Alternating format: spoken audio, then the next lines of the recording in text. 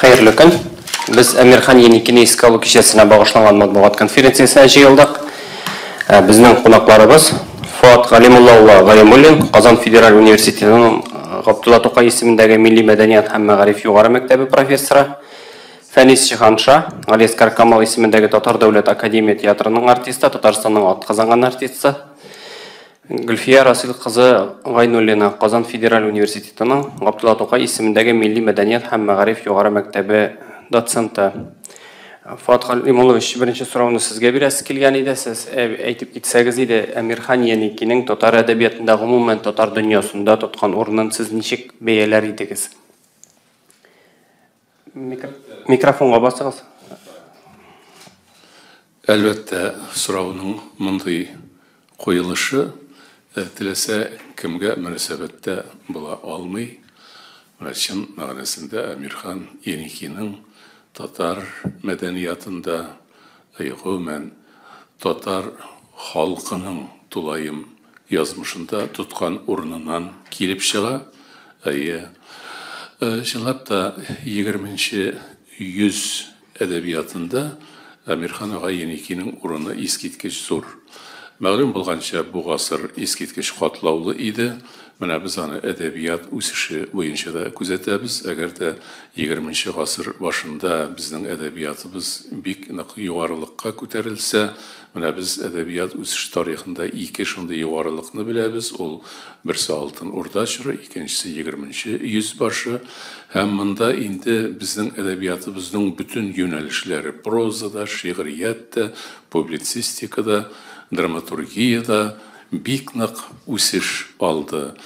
Әгәр дә шул инерция буенча үсеш барган булса, безнең әдәбиятыбызның чәчәк атуы алга таба да бик нык булган булыр иде. Менә кызганыч, ул февраль революциясе белән генә шикләнмәдек, бәлки илне демократик юнәлештә үстереп җибәрү мөмкинлекләрен файдалана алмадык.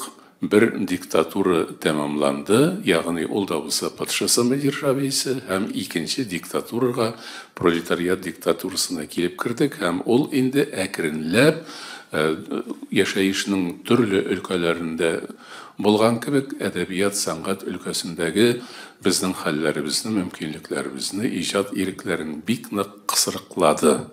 Менә шул шартларда әдәбиятның чәчәк атып китүе, үсеп китүе бик кыен шартларда булды. Шуны тәэмин итүче Галимҗан Ибраһимов, Мәхмүд Галәү, Кәрим Тинчуриннар, Фатих Сайфи Казанлы кебек зур әдипләребез, шагыйрьләребез юк ителде, һәм ул юк ителү Ватан сугышы чорында тагын да зур булды. Һәм инде без әдәбиятыбыз тернәкләнеп китәр микән, алга таба ничек булыр икән дип хәвефләнгәнбездер. Ул чагында әле без юк та идек, шулай бит, шуңа күрә андый сорау торды. Ләкин татар халкы шул кадәр тирән тамырлы, затлы, нык җигәрле, һәр яктан караганда да ул инде сугыштан соңгы чорларда үзенең яңа иҗади зур буыннарын барлыкка китерде. Менә монда без инде тулысынча әйтә алабыз, Әмирхан Еникинең иҗаты аерылып торды. Ул инде әнә шул безнең күтәрелешне һәм соңга таба биеклегебезне тәэмин итүче шәхес булды дип әйтә алабыз. Дөрес, Әмирхан Еникинең иҗаты шулай ук кысынкылык шартларында үзен сиздерә башлады, һәм инде аның чәчәк ату чорында да аерым шәхси иҗаты турында сүз бара.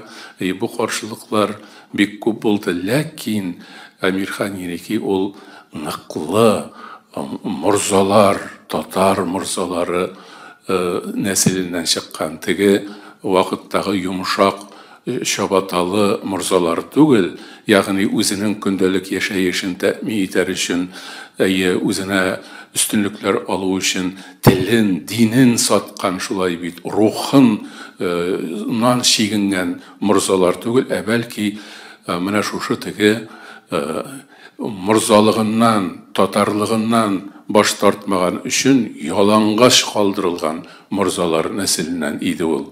Һәм шуңа күрә менә бу геннар электән килгән, шулай бит, аңарда үзен бу шартларда да нык сиздерделәр.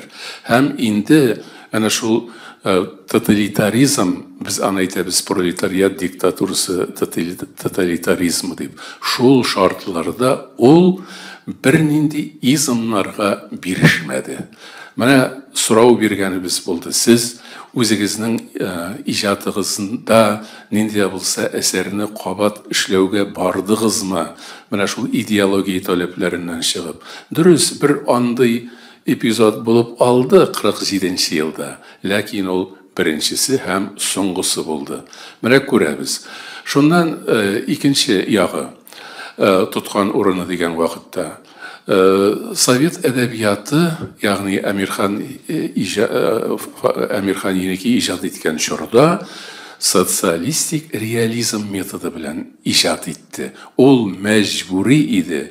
Шул метод белән язмасаң, син матбугатка, нәшриятләргә килә алмый идек. Әмирхан Еники эшләде, ул бер генә әсәрендә социалистик реализм методы белән язмады.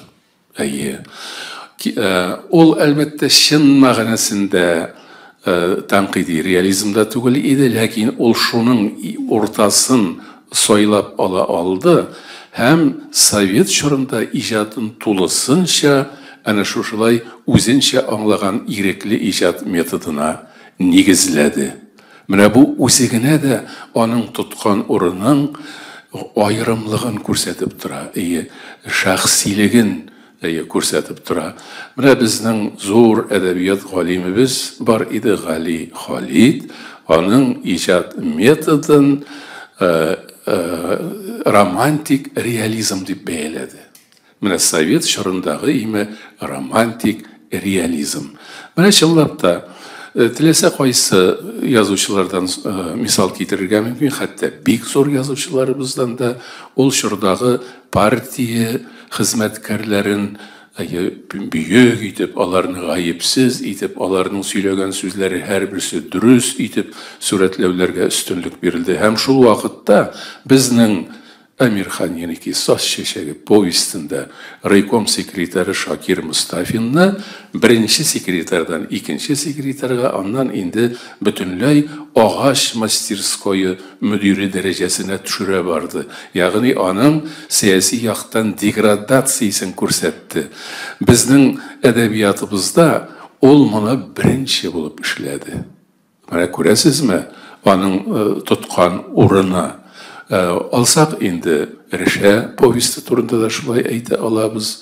Менә әйтик, язучыларның гомуми җыелышында бу әсәр тикшерелгән вакытта әйттеләр: син безнең чынбарлыкка яла ягасың, анда Зөфәр Сабитов кебек кешеләр яши алмадылар. Ничек яши алмасын?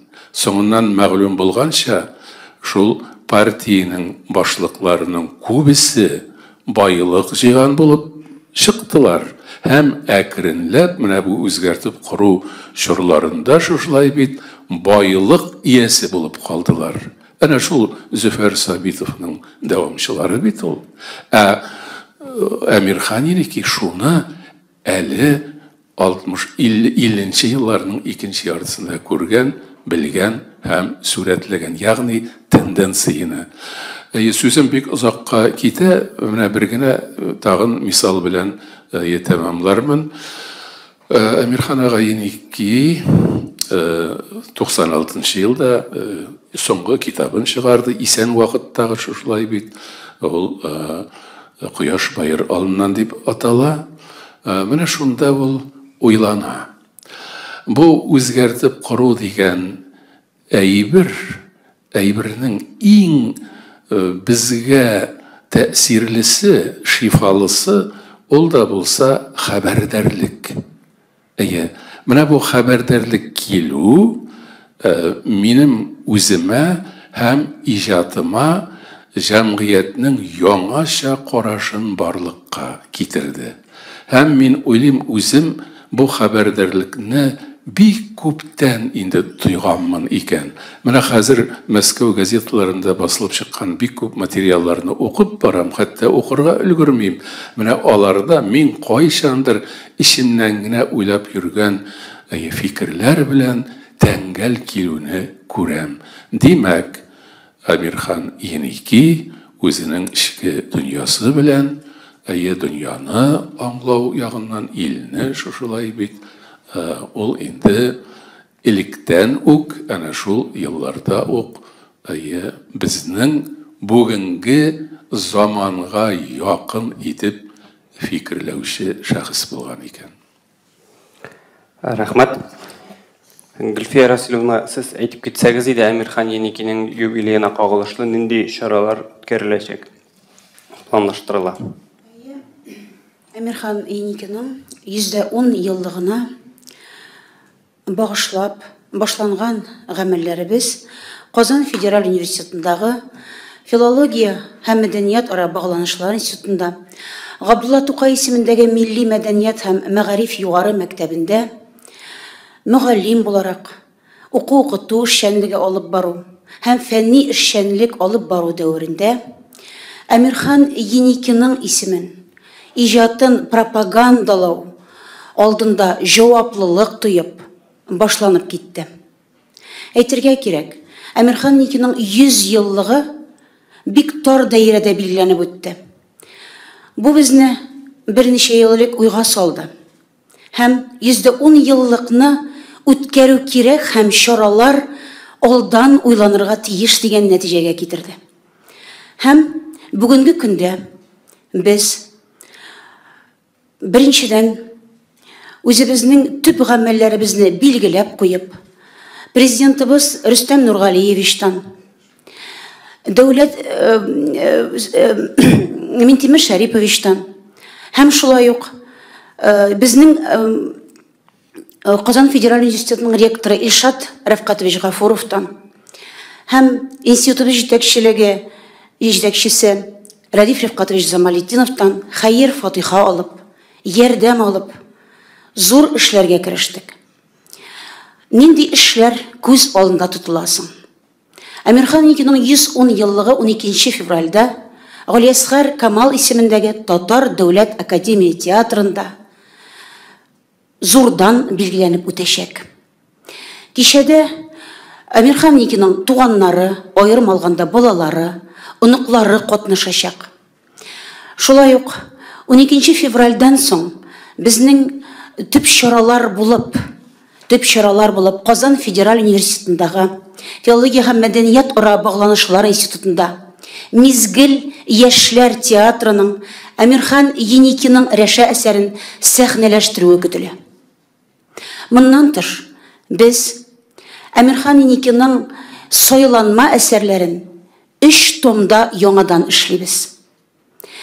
Бу томнарның үзенчәлеге фәнни комментарийлар булу белән билгеләнә. Киң җәмәгатьчелеккә мәгълүм, Аяз Гыйләҗевнең 90 еллыгына аның сайланма әсәрләренең 6 томлыгы дөнья күрде. Фәнни комментарийларны Татар әдәбияты кафедрасы доценты Миләүшә Хәбетдинова язды.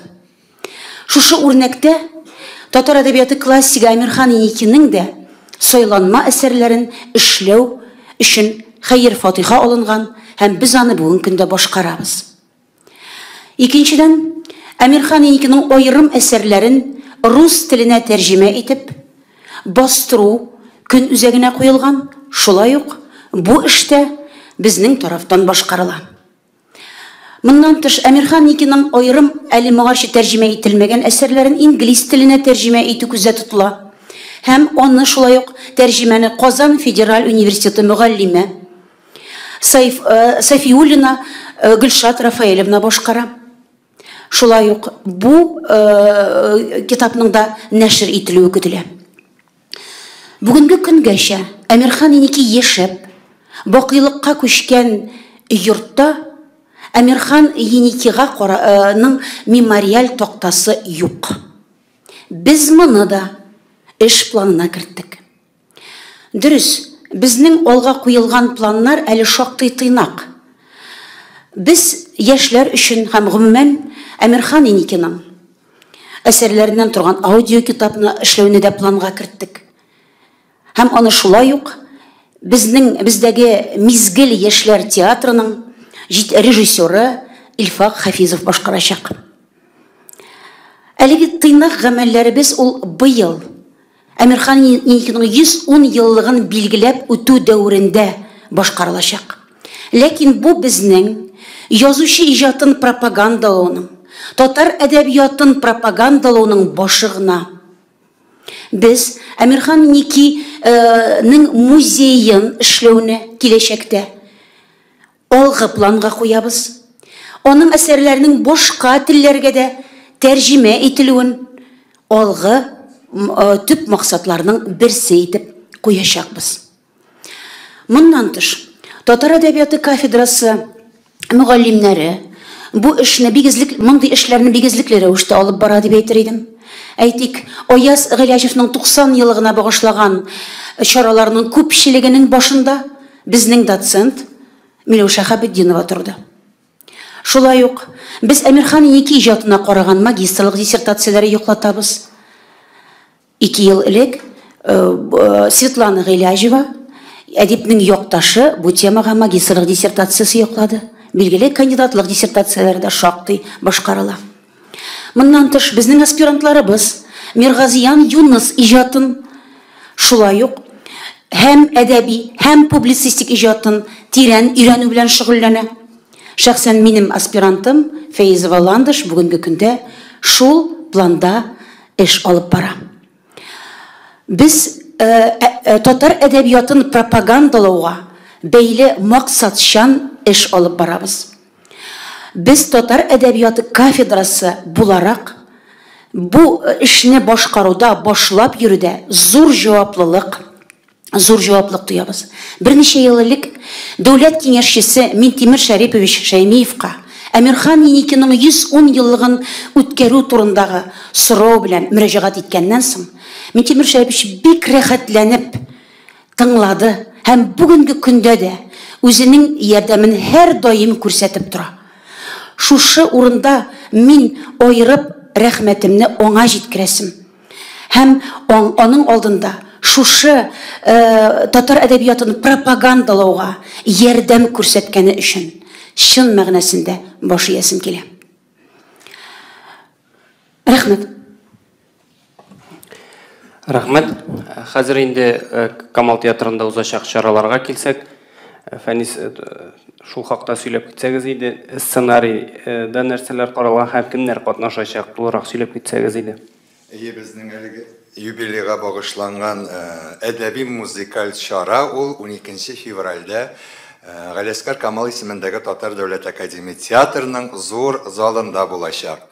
Әлеге кичәнең режиссеры Россиянең халык артисты Илдар Хайруллин, сәхнә бизәлеше Сергей Скоморохов, алып баручылар Искәндәр Хайруллин, Татарстанның халык артисты, яшь артистыбыз Ришат Ахмадуллин һәм Татарстанның атказанган артисты Фәнис Җиһанша.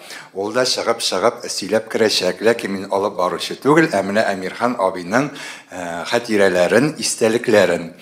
Минем күңелемә Әмирхан Рүзилә сорауың юкмы? Сораулар соңыннан. Ярар, минем күңелемә Әмирханга мин хәул шараны әйтеп бетердем бит инде. Китәсем килә еракка үзем турында сөйләсәм ярыймы соң? Кирәкмиме? Ярар, Әмирхан абый белән без 90 еллык юбилейын уздырганда танышып калдык. Һәм миңа ул вакытта чараның режиссеры Айдар Хафизов иде. Ялгышмасам, алар Әмирхан абый белән бергә өчәүләшеп утырып әлеге чараны сценарийсын бергә яздылар. Әмирхан ага үзе тәкъдимнәре белән кертте. Һәм ул безнең республикада гына түгел, башка республикаларда да шундый киң яңгыраш тапты ки, хәтта Әмирхан абый бу кичә турында ул үзенең соңгы китабында язып та чыкты. Мин әлеге чарада Әмирхан абый шунда безнең 7нче рәттә ортада утырадыр, кем җырлады дигән әсәрен сөйләдем. Ул, беләсезме, Әмирхан абыйны бер сүз белән генә әйткәндә, аның теләсә кайсы хикәясен алып укыйсыз, име, шундук әйтеп бирә аласыз. Чөнки андагы сүз байлыгы гына түгел, морзаларга хас сүз тәме. Менә бүгенге көндә югалып барган язучылардагы менә аның сүз тәме ярылып ята. Шуңа күрә без бүгенге көндә дә менә кыз әйтеп киткәнчә инде без ул чараны чын теге профессионал югарылыкта уздырырга тиешбез. Чөнки biz maqtan alabız, bizdə şunda yazışımız var. Başqa millətlərdən ayrılıb turğanda bizning şunda yuqarılıqqa җиткән yazışımız var. Qoya gına barsaq da biz yo'qolib qalmayız. Onun əsərləri Türkiyədə də tərcümə edildi. Həm Türkiyədə ən çox oxunulğan tərcümə əsərlər rətinə kirdi. Yağışmasın Fatih Qutlu tərcümə etgən idi onun əsərlərin. Həmin mənə bu ssenariyə əylənib qayıtqanda şok qatdım Ayaz abinin 90-cı illərdə әйтеп qaldırğan sözlərin. Qadirli jurnalistlar һәм туры эфирда карап утыручы хөрмәтле тамашачылар, минем бу сүзләрне моннан яңгыратасым килә, рәхим итеп тыңлагыз әле. Биектән карап торасы килә дигән мәкаләсеннән ул. Бүгенге көндә дә никадәр актуаль икәнен бәлки сез чамаларсыз. Татар халкы кимендә яртысы үз телен югалтты. Сәбәбем билгеле, урыс мәктәпләре аша узган берничә буын урыс теле генә тел булып калды. Без аларны маңкыртлар дип сүгәбез. Ә менә бу фаҗигадан ничек чыгарга соң? Моның өчен туган телебезгә яңадан кайтырга кирәк. Ә кайтыр өчен балаларның һәммәсе дә 100% белән бары тик үз ана телендә генә укый башларга тиеш. Бөтен дөньяда, бөтен милләтләрдә дә шулай. Һәр милләт баласы иң элек үз телендә укырга, язарга өйрәнә. Аннан соңра башка телләргә күчә. Башлангыч мәктәпләрдә бездә 100% татар теленә укырга күчәргә һәм аларның санын арттырырга кирәк. Юк. Безгә татар гимназиялары, татар университетлары кирәк дип ялкынланып кычкыручылар да бардыр. Ансы да дөрес. Әмма адәм баласы укуын университеттан башламый бит. Мәктәптән башламый, башлангыч класстан башлый. Шуңа күрә бөтен башлангыч мәктәпләрдә дә татарча укытырга. Ә урысларны нигә татарча укытып маташырга? Нигә азапланырга? Бәрәкәтсез эш минемчә. 70 еллык ачы тәҗрибә шуны күрсәтә. Ят телне өйрәнү өчен ихтыяҗ туарга тиеш. Ләкин урыслар өчен бездә андый ихтыяҗның туганы юк. Татар теленең ролен көчәйтү турында безнең республика башындагылар бөтенләй уйламый. Мәсәлән, халыкның 70-80% татарлардан гыйбарәт районнарда идарә итү эшләре татар телендә барырга тиеш лабаса. Бу бик табигый. Ләкин дәүләт органнары тарафыннан чыгарылган һәр төрле карар законнарда рус телендә языла, аннан соң татарчага тәрҗемә ителә. Бу киресенчә булырга тиеш. Телне эшләтә белергә кирәк, гамәлдә тел күпме, никадәр күбрәк кулланылса, тел шул кадәр камилләшә диелгән. Нишәтәсең, менә шул елдан ук әйтелгән сүзләр бүгенге көндә дә актуаль. Шулай түгелме? Бу мәкалә менә 100 еллыгына багышлап Әмирхан Икинең чаралар аз булды дип әйттем бит инде. Әмирхан Икинең 100 еллыгына бер китап чыгарылды. Ул аның моңарчы дөнья күрмәгән публицистик мәкаләләр җыентыгы. Биектән карап торасым килә дип аталган. Шуңа күрә 110 еллыкка без инде шактый тыйнак кына булса да, чагыштырмача тыйнак кына булса да, күбрәк эшләргә кирәк, пропагандаларга кирәк дигән карарга килдек. Минем бер-ике сүз сөйлисем килә, бу оңай. Без хәзер татар халкының үсеш стратегиясын эшлибез, шулай бит.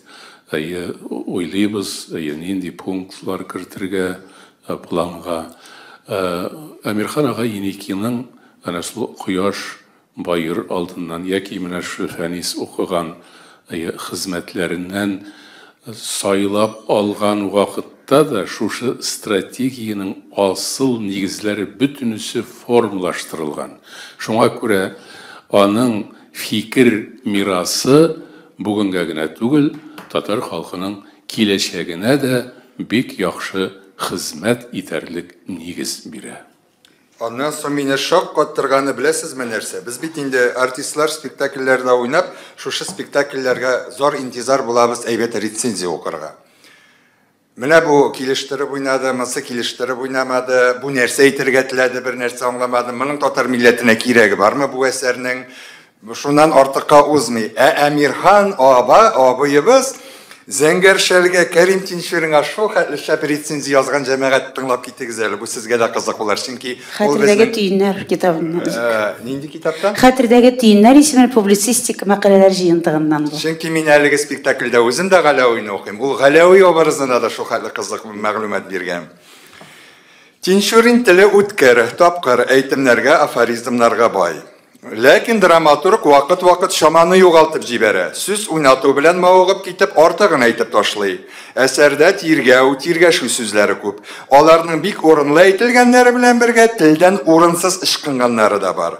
Алары инде менә кылакны йырта. Аннан соң мәрхүм Тинчурин дә бер кадәр натурализм белән мавыгып китү, аерым күренешләрне, типларны артык күпертеп җибәрү шаукымы да бар. Күп кенә әсәрләрендә аның бу нәрсә сизелә. Зәңгәршәл дә бу кимчелектән азат түгел. Бигрәк тә соңгы пәрдәсендә ишанның тормышын фаш итәм дип ахырысы, әнә шундый натурализмга тартым буяулар артык күп салынган. Бирдә зауыкны иң нык рәнҗеткән нәрсә ул да булса хайваны хисне күпертеп, сүзләрнең һәм күренешләрнең шактый күп урын алуы. Мәсәлән, Ялчы Галәвинең минем инде Мәйсәрәгә карата әйткән алама сүзләрен ишан хәзрәт Алла бирсә, монсыннан да гышыр чыгарыр әйтәм янда. Һичшиксез әсәрдән ташларга кирәк. Чөнки Мәйсәрәне чын күңелдән яратып, кызганып утырган тамашачыларны бу сүзләр җиркандыра һәм рәнҗетә. Шулай Галәвинең Заһирәгә карата артык хисләнеп китүендә бетерергә кирәк. Һич булмаса аны шикләргә иде. Гомумән, бу абзыйны салкын суга бер тыгып алсаң зыян итмәс дигән. Артистларга килгәндә бөтен рольләргә дә тиешле кешеләр табылып беткән дип әйтеп булмый. Булат ролендә Азат Апасов җырчы буларак яхшы, әмма уены йомшак. Аңа ничектер сәхнәдә яшәү җитеп бетми. Бахтизины башкаруда Мәйсәрә нечкә күңелле бик сөйкемле бер кыз булып гәүдәләнә, ләкин аңарда тоткынлыктан, газаптан котылырга теләү омтылыш җитәрлек түгел. Нәтиҗәдә аның уйнында мискинлек, ихтыярсызлык өстенлек ала. Менә шундый рецензия Әмирхан агадан. Ник тик утырасы әйтегез инде, сораулар кызык түгелме сезгә? Без әле сорауларга күчмәдек, менә хәзер күчәбез сорауларга. Рәхим итегез. Ярыймы? Ай. Гөлфия Расиловнага сорау. Менә сез мемориал тактасы юк дидегез, музей ачу турында сүз кирәклеген әйттегез. Әйе, мемориал такта ачу мәсьәләсе белән кем шөгыльләнәчәк? Музей ачылу, каягы музей күз алдында тотыла, туган ягындамы, Казандамы? Һәм Әмирханның архивлары кая саклана һәм алар өйрәнеләме? Рәхмәт сорауыгыз өчен. Чынлап та бүгенге көндә мемориал тактаны эшләү өчен дәүләт җитәкчелеге тарафыннан акча бүленгән һәм аның белән шөгыльләнү бара, бүген көндә эш процессы бара. Ул әле аерым оешма белән безнең килешү төзелмәгән, ләкин ул процесс бара. Галимнәр эшләмәс. Бу без моны инициатива белән чыктык һәм бу әйтик инде дәүләт җитәкчелегенә мөрәҗәгать иткәннән соң Аллага шөкер хәер фатиха алдык. Һәм инде акча бүленәчәге турында билгеле булды. Һәм хәзер маддиятдан бүленәчәге турында билгеле булды. Һәм хәзер алдагысы музей мәсьәләсе ул 110 еллык гамәлләр кысалына керми. Чөнки ул шактый зур хезмәт. Онда беренчедән архивны өр-яңадан барлап, өр-яңадан койсын алабыз һәм башка зур хезмәт таләп итәр иде ул. Хәзер без аны бераз соңрак калдырдык. Ягъни бу елдан соң бераз без аны хәзергә максат итеп куябыз. Һәм инде архивына килгәндә, Әмирхан Еникинең архивы Горький музеенда бер өлеше Галимҗан Ибраһимов исемендәге Тел, әдәбият, тарих институтында саклана. Biz bu arxiv белән бик тәфсилле эшлибез. Мин студентларым белән бергәләп, шәхсән үзем мондагы һәрбер материалны, әйтик, Әмирхан аганың мәкаләләрен, яисә башка характердагы материалны без барлап, өйрәнеп, аны фәнни яктан эшләүне алып барабыз. Ягъни безгә бу архив бик таныш. Моннан тыш мин шәхсән үзем Флора Әмирхановна белән тыгыз элемтәдә бүген. Флора Әмирхановна безгә Әмирхан Еникига бәйле күп кенә мәгълүматларны яңартырга ярдәм итә. Күп кенә әйтик архив материалларына безгә кирәкле, алар үзләре тиеш тапкан материалларны безгә тәкъдим итә. Сойланма әсәрләрдә аларның Флора Әмирхановна белән килешкәннән соң киң җәмәгатьчелеккә аерым берләре тәкъдим ителәчәк. Менә шушы. Рәхмәт. Сорауларыгыз бармы? Әйе, Билгеле. Сорау Фәнискә. Фәнис, аңламамча сез Әмирхан абыйның үзе белән дә таныш булган, әйеме? Менә шунда искә төшереп утырсың. Сорау шундый. Ничек уйлыйсың? Бу менә күз алдына китергән Әмирхан ага хәзер яшәсә, менә хәзерге вакытта синең яшьтәшең булса, бүгенге вазгыятьтә әдәби процесслар бик сүлпән барган вазгыятьтә ул нинди язучы булган булыр икән? Ничек эшләр иде? Ничек яшәр иде? Соң инде бу сорауга инде җавап үзеннән үзе бирә. Рузилә, син менә шушы җәмгыятьтә, шушы вазгыять дип әйттең, ул нәкъ менә шушы үзенең биеклегендә калыр иде. Biz оқығанда Марсель абый сорыйдыр, оқыдыгызмы, нәрсә оқыдыгызмы? Казан утларының соңгы нәрсә барында? Балта кем кулында? Язгырачев. Язгырачев нақайы. Без әйтәбез, оқымадык, алып оқыгыз. Килә, оқыдыгызмы? Әсәрләр язылып чыкты. Нинди әсәрләр? Яра. Без әйтәбез, оқыйбыз, ярар, оқыгыз. Шуннан соң хикәяләр җыентыгы бирә башлады, хикәяләрен тагы шул Казан утларында укыдыгызмы, нәрсәләрне укыдыгыз? Менә мин шунда кем җырлады дигән әсәрне беренче тапкыр укыган идем. Шул әсәрләрдән соң безгә Марсель абый Сәлимҗанов имтихан аладыр. Һәрбер язучының биографиясе белән бергә әсәрләрендә нәрсә әйтергә теләгән. Менә бүгенге көндә миңа калса, шушындый әсәрләрдән имтихан алырга оештырсалар бездән, әлбәттә Әмирхан Еникине кабатлый алырлык бүгенге безнең язучыларыбыз. Белмим кемнәрне әйтә аласың, Рузилә, сез бит күп очрашасыз, күп алар белән сөйләшәсез. Мин әле аңа тиң куярлык кешене таба алмыйм. Кызганыч, журналны алып укыйсаң, ничек дип әйтәсең инде, җитми менә. Жан теләгән әйбер юк менә. Аннан соң шул Әмирхан абыйның томлыкларына чумасың инде, аның мәкчәчәге, матурлык әсәрләре бөтенесен кабат-кабат күпме укысаң да, бүгенге көндә мин менә шушы җитмәгән әйберлекне шушыннан табам дип әйтүем, ул арттырып әйтү түгел, ялагайланырга тырышу түгел, өчен күңелдән әйтелгән әйбер. Хәтта мин шул дәрәҗәгә барып җиттем, үзем ниемне җыеп, теге гайрәтемне җыеп, аңа шалтыраттым. Бер генә сәгатькә дигән әсәре буенча мәйтәм, Әмирхан абый әйдәгез әле, языйк әле, берәр киносценарий, фильм төшерик әле. Фәнис акыллым ди, мин бик риза, ләкин мин аңа сценарий яздым, ул телевидениедә бар, нишләптер аны төшермиләр. Әгәр дә нитсәгез, мин сезгә ярдәм итербез ди. Шуннан Әхтәм Зариповка шалтыраттым. Әйтәм, менә шулай Әмирхан абый белән сөйләштем, Фатихасын алдык. Әйдәгез әле, бер генә сәгатькә дигән әсәр буенча кино төшерик әле. Һәм Әхтәм абый үзе алны, булай дигәннән моннан җыеп, сценарий язды. Аның менә 9 майда күрсәтәләр инде, хәтер һәм хәтер дип атала ул. Шушы әсәрләренә нигезләнеп язылган сценарий буенча без фильмны төшереп өлгөрдек дип әйтәсем килә, һәм Әмирхан абый аны карап өлгерде. Әйбәт матур сүзләрен, Фатихасын әйтеп, менә шул теге үзенең соңгы китабында да язып чыккан иде. Бу шундый зур җавап булды инде. Булай җавап бирә алмыйсың сорауңа? Истисем килә бу өлештә менә, теле дигәннән. Әмирхан Еникинең теленә мөкиббәнбез. Ни өчен? Әмирхан Еники әдәби әсәрне язу бик читен эш минем өчен дип әйтә. Тема, проблема сойлау ауыр түгел, тілін шарлау бек ауырды. Бір сөзіне мен қойта оқим. Дұрыс қолландым ма? Шулай тиешме? Оны башқа сөз белән алыштыру мәслихәт булмас ма?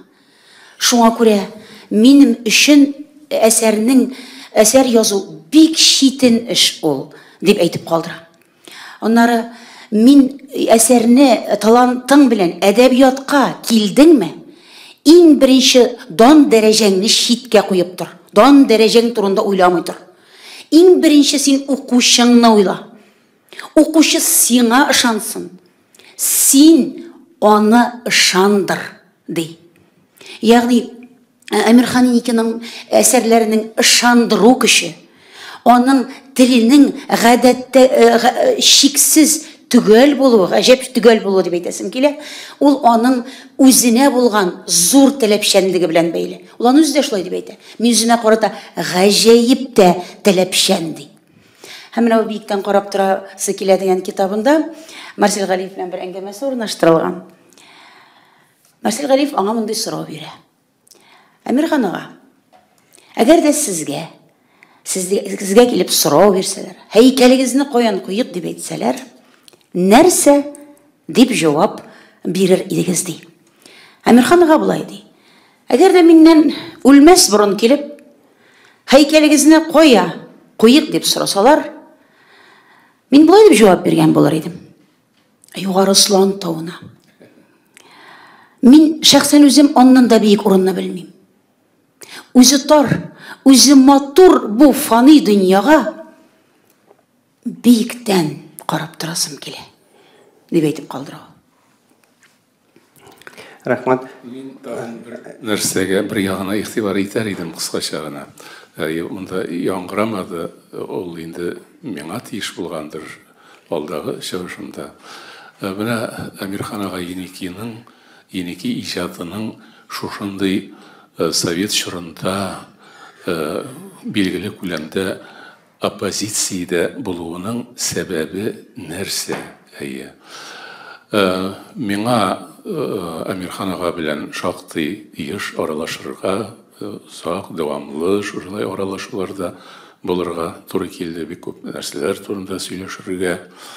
Менә 1986 елда Күкмарада татар әдәбияты көнне атналыгы уздырылды. Шул вакытта без аның белән бер атна бергә булдык. Һәм мин әңгәмә вакытында аңа сорау бирдем. Менә сезнең иҗатыгыз шушылайрак. Совет идеологиясенә тегермәне су куймый. Моның сәбәбе нәрсәдә икән? Ул әйтә, менә хәзерге яшьләр Гаяз Исхакыйны белмиләр. Аның иҗатын белмиләр. Һәм чынлап та белмидек. Каян беләсең? Бүтән китапларын җыеп алдылар, яндырдылар. Исемен әйтсәләр, бары тик шул тәнкыйтьләп кенә, реакцион язучы дип кенә әйтәләр шулай бит. Ул әйтә, миндә Гаяз Исхакыйның, Гаяз абзыйның дип сөйләшәдер ул. Гаяз абзыйның инкыйлабка кадәрге чыккан барлык китаплары бар. Һәм совет чорында алар минем кулымда булды. Мин аларны кайта укыдым. Һәм мин Гаяз Исхакый традицияләренә, ул омтылган идеалларга омтылдым һәм инде һәр вакыт устазым итеп санадым. Шуннан мин сорау бирдем. Менә безнең әдәбият тарихында Гаяз Исхакый исеме чыкса, аның янына Зөләйха әсәрен куялар. Менә иң реакцион кара әсәр дип атыйлар. Сез ул әсәрне беләсезме? Ничек инде белмим. Беләм, әлбәттә.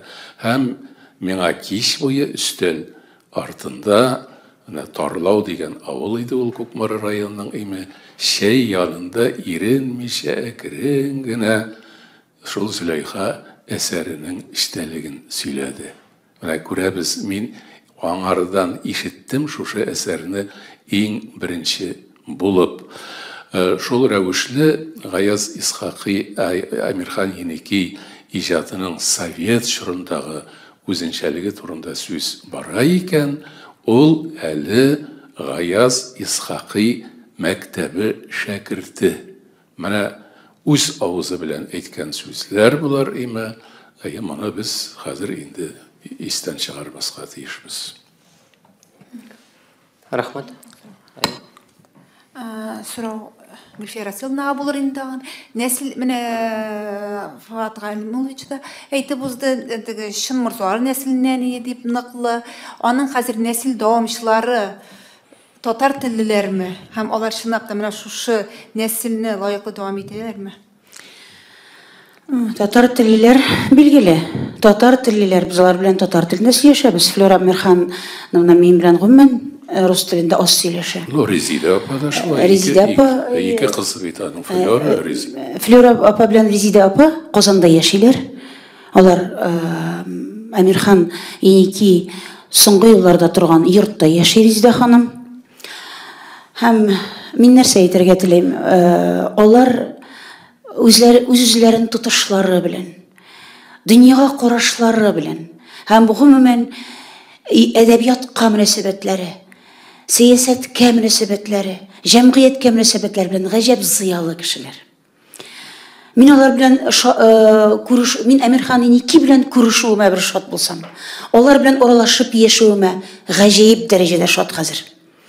Чөнки олар миңа шын мұрзалар нәсілінің зыялылығын ашалар. Оларда әтилеріне қарада ғажап зор ихтирам, ләкин тыйнақ ихтирам. Әйтер идем, бәлки олар әнә шулай безнең кебек нәрсәндер башлап та йөрмиләрдер. Әйтик, сүз дә катмыйлардыр. Юбилей чараларын уздырыйк әле дип. Ләкин ничек кенә булмасын, олар шушы гамәлләрдә безне һәр вакыт безгә һәр вакыт таяныч булып тора. Ягъни шул дәрәҗәдә зыялы нәселнең дәвамчылары, чынлап та бик зыялылар, табиблар. Бер кызы табиб булып эшли. Ул гомер буе табиб булып тора һәм Рәсәйнең атказанган табибы исеменә ия булган кеше Флора Амирхановна. Резида ханым аның җәмәгате хәләл җефте хәрби кеше һәм бераз гына соңрак хезмәт юлына керә ул. Гомер буе мөгаллим булып тора һәм география укыта, Казан мәктәпләрендә укыта. Менә бу очракта мин нәсел дәвамчылары чын мәгънәсендә зыялылар дип фикеремне төгәлисем килә. Оныклары турында, кайда эшләүләре турында мин хәбәрдар түгел. Татар балалары малар. Татар балалары, исемнәре татар. Мин алар белән шәхсән аралашканым юк. Менә без Рәшит Заһидуллин Гөләндәм туташ хатирәсе повесте буенча Әмирхан Никиның ни эшләде бит? Спектакль эшләде. Безгә бер очрашуга килгәч, ул миңа шәхсән мөрәҗәгать итеп эшләгез әле дип. Ул менә шуннан рәхмәт әйтеп миңа эшләде инде аны. Һәм менә шунда без аның уныклары белән очраштык. Кызганыч, миңа сөйләшеп тору мөмкинлеге булмады. Мин сез алар белән күрешерсез юбилейда, сез аларга сораулар бирерсез димен. Татарча сөйләшүләр алар сезнең белән димен. Шуңа күрә бик тыйнак зыялы гаилә дип әйтәм мин аларны. Алар арасында мин үз милләтләреннән читләшкән кешене күрмәдем. Без бүген бу пресс-конференциягә Флора ханымны чакырган да иде. Ләкин ул авыру сәбәпле килә алмады. Менә үзе бик әйбәтләп җавап биргән булыр иде. 30 декабрьдә 80 яшь тулды. Флора Амирхановнага, Резида ханыма 84 яшь бүгенге көндә. Исән саулар бит инде, Аллага шөкер. Шуңа күрә без менә сез аның белән күрешү мөмкинлеге булачак. Алар сөйләячәкләр, алар әйтәчәкләр сүзләрен. Шуңа күрә үзләр белән сөйләшерсез. Әмирхан аганың туган якларында анда татар дөньясы. Әмирхан аганың туган якларында татар дөньясы, аның иҗаты Башкортстанда өйрәнелә, ул бернинди бик тәфсилле өйрәнелә, әйбәт өйрәнелә. Ләкин менә бергәләшеп булыр инде, ничектер музейны эшләргә кирәк булыр бит инде. Музейны бергәләшеп, оннан алып кайткан ниндидер материаллар белән дә баетып эшлисе килә. ныклап эшлисе килә, бер булгач әйбәт булсын. Һәм Казанда булсын. Нәселе чыгышы белән Мордовия якларына бит. Юк, юк. Башкортстанда туган, Еники нәселе турында. Сез фото итеп китә аласызмы? Юк, теге сүз бара торгандыр теге Тамбов якларыннан күчеп килгән морзалар, теге борынгы бабалар. Нигъмәтҗан абзыйның элекеге нәселләре турында. Әтиләре, бабалары. Инде Әмирхан ага Еники яңа Каргалыда элекеге Бәләбәй өязе, хәзер нәрсәле районы, икенче исем белән йөртелә инде ул район. Дәүләкән. Юк, Дәүләкән, алар күчеп китәләр алар. 11нче елда, Благовар, хәзер Благовар районы, элек ул теге ни булган име, Бәләбәй өязе. Ул чын татар мөхите икесе дә, бигрәк тә инде Дәүләкән соңгы китап дигән трилогиясендә бик тәфсилләп яза ул турыда. Хәзер дә алар татар тормышы белән яшиләр. Теге башкортлашу сәясәтенә баш бирмәгән төбәкләрнең берсе ул. Шуңа күрә, шундый. Фат Галимуллович, менә теле турында сүз чыккан икән, менә сез хәзерге тәнкыйтьче буларак, хәзерге язучыларда менә бу аның стилен, аның сизәсезме аның телен хәзерге язучыларда ничек ул тәэсир иткән? Юк, әлбәттә, Әмирхан аганың мәктәбе, тел мәктәбе, ул искиткеч тәэсир итте. Әлбәттә, ул вакытта ялгыз түгел иде. Әмирхан ага менә Гомәр Бәшировның стиле аңа бик якын бит инде. Икесе дә шул кадәр телнең моңын белеп, тирән белеп, яңгырашын шушылай бит. Менә монда әйтеп кителде, аның телгә шушылай мөнәсәбәтен матбугат хезмәткәрләре, газета, журнал хезмәткәрләр яки нәшриятта эшләүчеләр әйтә торганнар иде. Әмирхан ага белән эшләүдән дә кыены юк. Инде менә җыелып бетә шушылай бит. Инде басарга бирәсең, ул шалтырата. Менә фәлән биттә, фәлән юлда шул сүзне алыштырыйк, әле ул үз урынында түгел дип әйтеп, менә басылып чыкканчы ул инде без калтырап тора идек. Яңадан сүттермәсә ярар иде дип әйтеп. Күрәсез, имеш шул кадәр игътибар белән эшләгән, нәзберек итеп эшләгән. Юк, әлбәттә, безнең бүгенге язучыларыбыз, устазларыбыздан бик нык үрнәк алып иҗат итәләр. Мәхдиев, кемнәр, Фатих Хөсни мәктәпләре, Әмирхан, Еники мәктәпләре, алар эссез узмады. Менә без алыйк Марсель Галиевны. Минемчә, бүгенге көндә иң шушындый тел нечкәлеге, осталыгы ягыннан шул кадәр вәземләп эшли торган авторларның берсе, ашыкмыйча, нәкъ шул Әмирхан Еники кебек име. Шуңа күрә аның иҗаты дип әйтик, тел җәһәннәм. Мөмкинме мисал китерергә? Яшьрәкләрдән мөмкинме? Соң яшьрәкләрдән Айгөл Әхмәтгалиевадыр. Аның да бик матур теле, шулай, Айгөлнең. Но безнең инде әлбәттә менә Марат Әмирханов бар. Марат Әмирханов ул шактый соң гына әдәби иҗатка керешеп китте, каядыр 60-лардан соң гына журналистлык өлкәсеннән инде токтый башлагач кына. Ул шул кадәр телне тирән өйрәнгән, менә аның әсәрләреннән ни дә булса кытыршылыклар табу кыен. Шул кадәр матур бара. Мин инде Әмирхан ага Еники мәктәбен турыдан туры шушылай дәвам итүче буларак аны күрәм үзем. Менә быел ул Габдулла Тукай бүләгенә тәкъдим ителде. Тарихи темаларны моңарчы әдәбиятыбызда булмаган мавзукларны күтәрүе бер әйбер, ләкин бу әсәрләрнең тел тукымасы искиткеч югары дәрәҗәдә дип саныйм мин. Менә әсәренең эшкәртелүе ягыннан мин яшьләрне атар идем. Ул Рөстәм Галиуллинның әсәрләре бик көчле.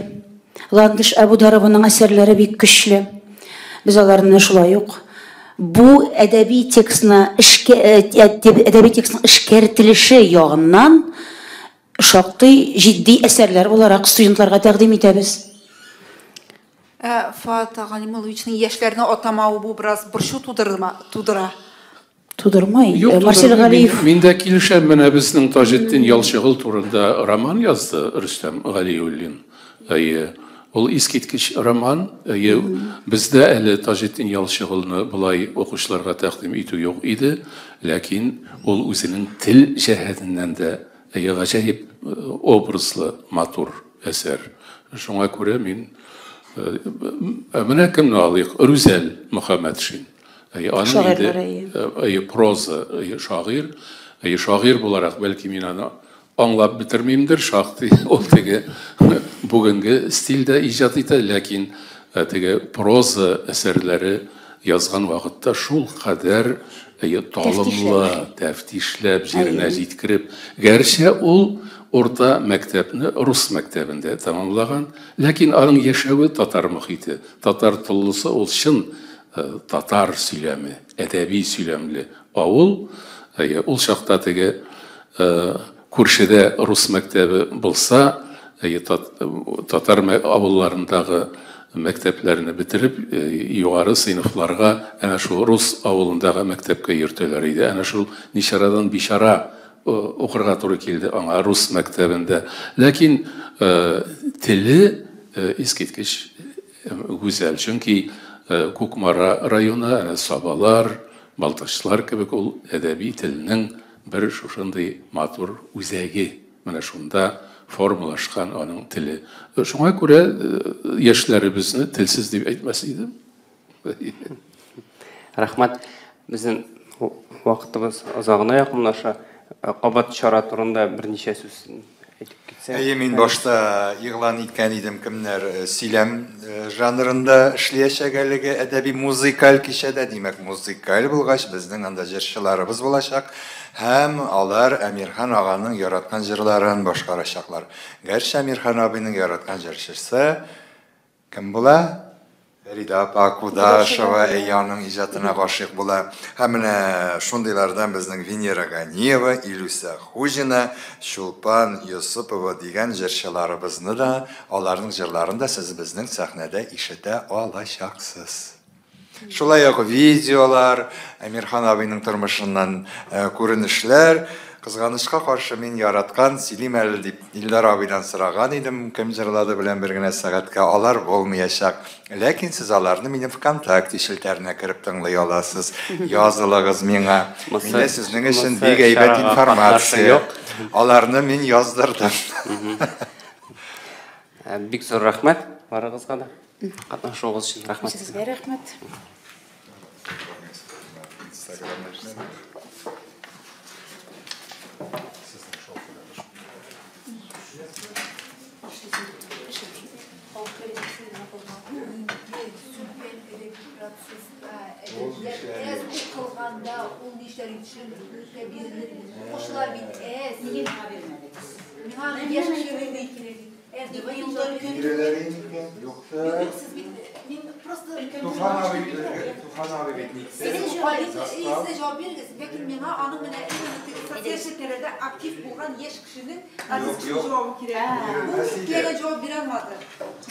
Менә булайрак,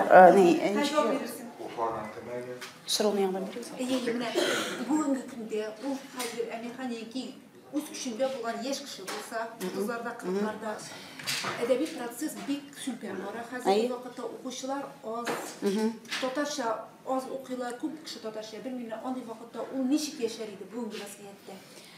Беренчедән, ул язар иде һәм укучысын табар иде. Ул аны табу өчен көч куяр иде. Без бу турыда аның кызы белән сөйләштек. Менә хәзер тыңлагыз, кызы белән сөйләштек. Хәзерге вазгыятьтә нишләр иде икән дигән сорауга кызы булай дип җавап бирде. Әти тик тормас иде диде. Ул юлын табар иде. Ул шул ук социаль челтәрләрдә дә булыр иде. Тыйнак, ләкин затлы әсәрләрен тиешле тәфтишләп биреп барыр иде. Ул битараф түгел иде. Менә аның төп сыйфаты. Ул гамьсез йокыда түгел иде. Һәм шушы гамьсез йокыда булмау аңа заманча чараларны, заманча юлларны табарга һичшиксез мөмкинлек куячак иде. Ул аз язган, ләкин ул менә мин әйтергә теләгән, әйтелмәгән васыятны 2 ел яза бит ул. 2 ел яза 45 битлек әсәрне. Ягъни бу нәрсә дигән сүз? Ул яза нәтиҗәгә ул яза сыйфатлы итеп. Ул сыйфатлы итеп язганнарын сыйфатлы итеп урнаштыру юлын табар иде. Чөнки кабатлап әйтәм, Морзалар нәселеннән, Игътибар Сәүдәгәр нәселеннән аның андый ичке кабилияте, таланты бар аңа. Шулук, чөнки беләсезме? Мин әйтте дип языгыз? Фәнис җиһан шуңа кушылды дигән. Флорид Гуляков белән бик нык язышадыр Instagram челтәрендә, интернет челтәрендә. Ул да менә эшлидер, үзенең хотя бы язмаган бүгенге көндә интернет турында да язадыр ул. Ничек кемнәр белән общаться иткәндә язадыр. Шул вакытта бүгенге көндә кайда ничек ул әсәре куелган, аларны да кызык итеп информация рәвешендә чыгарадыр. Американ абыйда нәкъ шундый юнәлештә эшләр дип уйлыйм мин. Менә шушы җавабым кирәк. Син бутап тиге, инәндер бирдең дә.